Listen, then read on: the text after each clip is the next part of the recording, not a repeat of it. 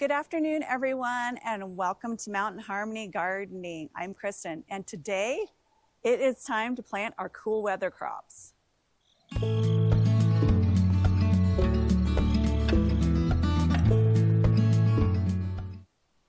am so excited that it's finally time to start planting.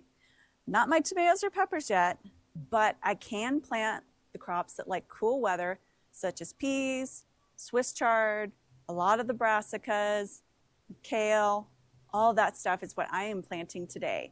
But before we start planting, there are a couple things that I need to do to get this bed behind me ready.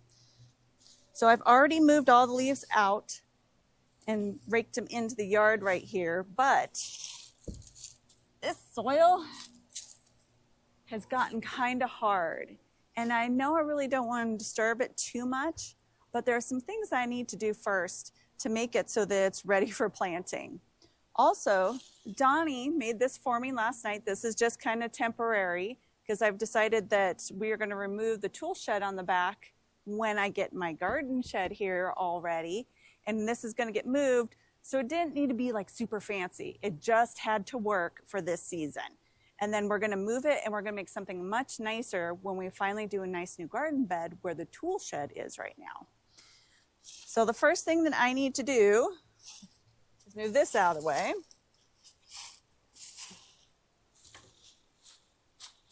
Bring it around to the front of the shed. There we go. That's out of the way. Now, what I'm going to do is I'm going to open up a bag of soil and I'm going to put it on top, and then I might actually have to dig it in a little bit just to try to break up this soil. And then once I do that, then it'll be ready for planting. So I'll be right back after I do that.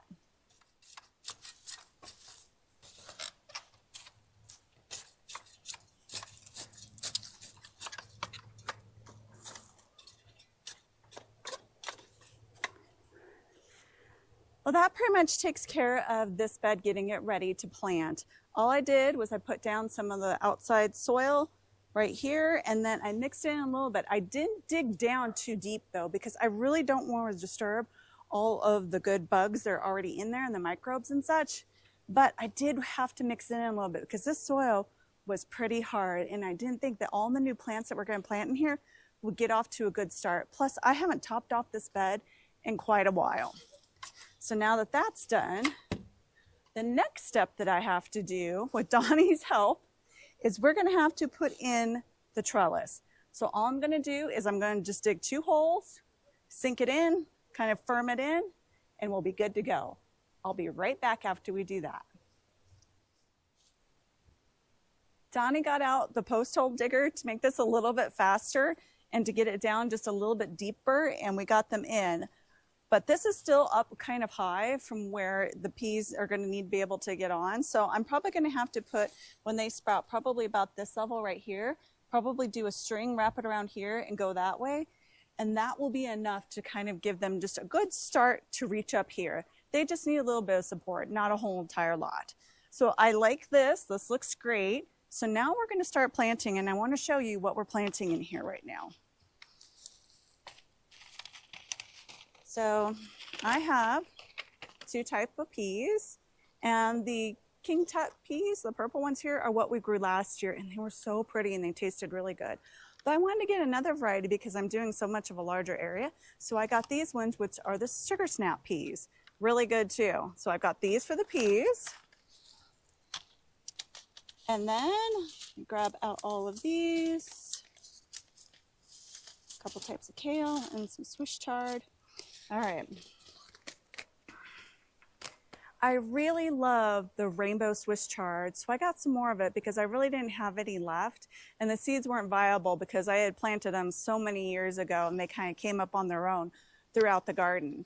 But I also have a couple different types of purple kale because purple colored foods are really good for you. So I wanted to put some purple in and some color in, and these are the 2 things that I'm going to be planting here. I decided to not do collard greens this time like I did last year, just because I didn't use it as much as I actually use the Swiss chard and the kale. The kale we use a lot, and we give it to Patsy. We eat it, put it in our morning shakes, eat it in salads. And same thing with the Swiss chard as well. You can cook it, you can eat it raw. It's really good. So I'm going to put in these. Plus, I'm also hoping that this will perennialize because it has before. And also I've had the kale perennialize too. And I do have another variety down here as well of the old kale because I saved the seeds that I'm also going to be planting. Now, as I've told you before in my other videos, so for Baker Creek, I'm using them as an example. All their planting information is here along the top. And I have found with the square foot gardening method that you can actually plant them quite a bit closer than what it says on the packaging. So you actually kind of want to almost cram them in here. So instead of doing just like one plant, I will be doing 2 plants. So I'll be planting one towards the shed, and then I will be planting one a little bit closer to the edge of the bed, just so that I get plenty of these wonderful veggies into the garden, or leafy greens I think would be more appropriate for those. So now I'm going to have you guys come in close and I'm going to show you exactly what I'm doing. My planting method for this bed has always been to alternate what I'm planting. So I'll plant a couple Swiss chard, then some kale, then some chard, then some kale. But right underneath here is where I'm going to be planting the peas. So all I'm going to do, make sure that the soil is kind of broken up a little bit because there are some big chunks in the soil that down below. So if you need to, just break them apart a little bit. All right. Now I'm just going to clear away a little bit of the soil because they actually don't need to go down too terribly deep. But make sure that the soil underneath is broken up like I was saying. So I'm just kind of eyeballing it. And for these, I have just learned over the years kind of what the spacing should be. So I kind of already know. And I'm going to be planting the peas so far back here that I can go ahead and plant the kale right up to it, or the Swiss chard, whichever I'm happening to be planting. And I'll just keep making my little holes all the way down. Because once the peas are done, my idea for this is that the kale or Swiss chard will take over, and they can get really tall. But since this is only temporary here this year, I don't mind if they take over. So the peas will grow faster in the beginning, and then once they're done, the kale and Swiss chard will start to take over. So I'm going to go ahead and take my gloves off because I won't be able to feel the seeds. And there were so many worms in here. I also saw a wolf spider too. So she'll be doing her job, you know, feeding her babies when they finally become little baby spiders. I'm sure there's probably a name for baby spiders. Okay, so since I have a lot of kale, I'm going to be a little bit more generous with how many I'm putting in each hole. And then I'm just going to cover it up, give it a firm down. And luckily this soil is still really moist, so that's nice. So I will still water it in once I'm done. I'll have to do it by hand because our water is still not on yet, but that's okay. And I'm glad that's moist, so I don't have to do as much. Now, if you take a look at the Swiss chard seeds, there's actually multiple seeds in each one of these. It's not just one. They're a little bit different. So I'm just going to take 2 and put 2 in each of the holes.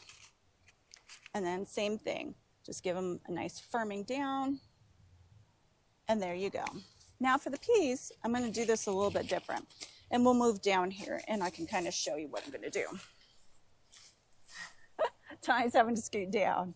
All right, so what I always do for the peas is I just kind of dig a little trench here. And if you like, you can soak your peas overnight to kind of soften them up. And this just helps the process go along a little bit faster because they'll already be moist and they will also already have their kind of their outer shell be softened a little bit for you.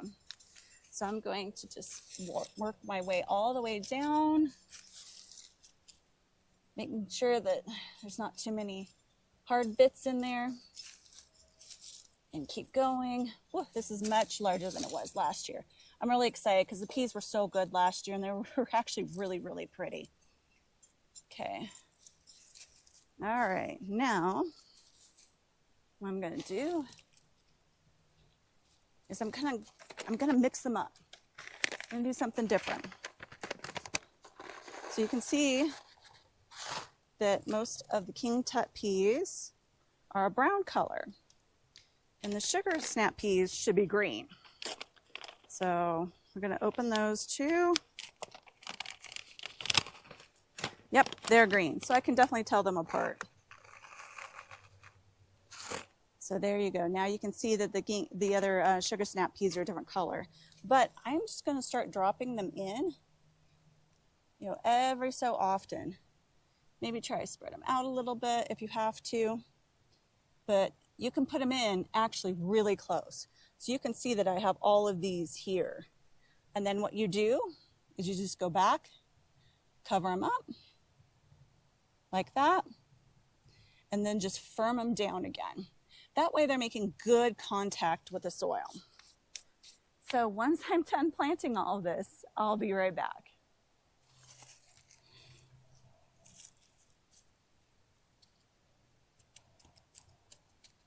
There we go. Oh, there's a piece sticking out. Get back down there. Oh, another one here too. If you see you miss a couple peas when you're covering up, just poke them down with your finger and they'll be fine. All right, now we have all the peas and all the Swiss chard and the different varieties of kales planted. But if you don't have a large bed like this, don't worry. You can still do this in containers. So kale and Swiss chard are a perfect option to grow in containers. So I have some of our Epic grow bags here, and I'm kind of be setting up like a version over here of like grow bags and small containers so that anybody who has a patio who doesn't have as much garden as I do can do this as well. Because I want to show you what it looks like to do really small space gardening. All right, so what I'm going to do is I'm going to go ahead and take some of the kale and I'm going to sprinkle it just like around kind of the outside of this container. And I want a couple different varieties in here. So this is the last of my kale seeds that I saved, and this is actually a curly-leafed kale. And I want to make sure that I get some of these in here as well. And we'll just kind of sprinkle those around. And then I'm just going to mix them into the soil a little bit. Just like that. That way they're 1/4 of an inch down. Firm it around the outside, but here in the middle, I actually want to do some Swiss chard. So I'm just going to grab a couple of seeds, try to get a variety. I can tell that there's different types in here for the different colors. So just here in the middle, just sprinkle a few of the kale seeds, cover them up, and firm them down. And it's that easy. And you can grow fresh greens at home, on your patio, or your deck, or even on your front porch. Wherever you have a space to grow them, I've even grown them inside. Now the last final step you want to do is go ahead and water in your new seeds to get them off to a really good start. Another thing that I wanted to mention is that I took some of the rabbit litter from this garden bed and I mixed it into here just to give this a little bit more life because it needed it. It had sunk quite a bit. So you want to give everything a good watering in. We'll walk over to this garden bed and we'll do the same. Hopefully you guys have outside water this time of the year and you can just use your hose to do this. But our water will be turning on here soon. They're actually going to be testing out the system tomorrow. So soon we're going to have water. There we go. Now we have everything watered in really well. So I'm in zone 6A or old zone of 5. So we are still going to have some cold nights coming up. I've been watching the temperature every day and it's still getting down into the high 30s, and one night there was 50 degrees, but it's still staying in those 30s, kind of 40 degrees at night. So it is way too cold for anything like tomatoes or peppers. That's why I'm still bringing my seedlings back inside. But these plants love the cold. So you can go ahead and start planting them now. Just make sure that you keep them well watered. And once they come up and they get large enough, then you can go ahead and you can mulch the bed. And this bed, I actually do not have roly-poly issues in. So I will be going ahead and mulching it early with all the bags of mulch that I have back here. once the plants are established. And I'll be showing you another video when I do that. So whether you have a nice, good garden space like this for me, or if you're growing in a small space and just have a pot to put something in, you can still be growing something this time of the year, even if your weather is cold. So thanks for watching, everyone. Please don't forget to like, subscribe, share, and comment. Happy gardening, everyone.